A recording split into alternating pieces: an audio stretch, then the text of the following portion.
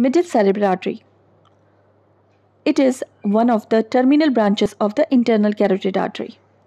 It turns laterally on the anterior perforated substance to enter the stem of the lateral sulcus, where it divides into 4 to 5 cortical branches. Cortical branches are branches to frontal lobe, parietal lobe, and temporal lobe. Orbitofrontal branch supplies the lateral half of the orbital surface of the frontal lobe. Pre-Rolandic or pre-central branch supplies premotor area and Broca's area. Rolandic or central branch supplies primary motor cortex and primary sensory cortex. Branches to parietal lobe. Anterior and posterior parietal branches. Anterior parietal branch to supply the anterior part of the parietal lobe, and posterior parietal branch, very important. It supplies posterior part of the parietal lobe and anastomosis, with posterior cerebral artery to supply the macular region of visual field of occipital lobe.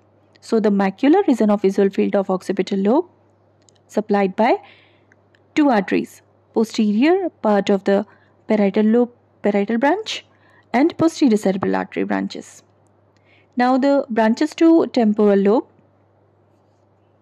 anterior temporal branch and posterior temporal branch. Anterior temporal branch supplies the temporal pole and the anterior part of the temporal lobe, and posterior temporal branch supplies the posterior part of the temporal lobe and Wernicke's area. Okay, for the Broca's area there is pre-Rolandic artery, and for Wernicke's area here is posterior temporal branch. Okay, effects of occlusion of the middle cerebral artery.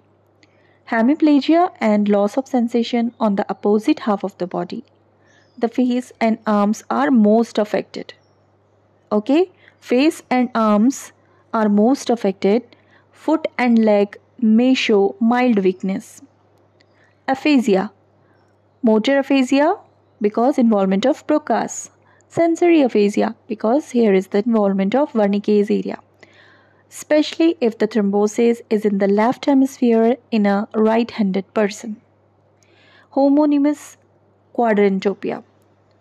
On the opposite side by involvement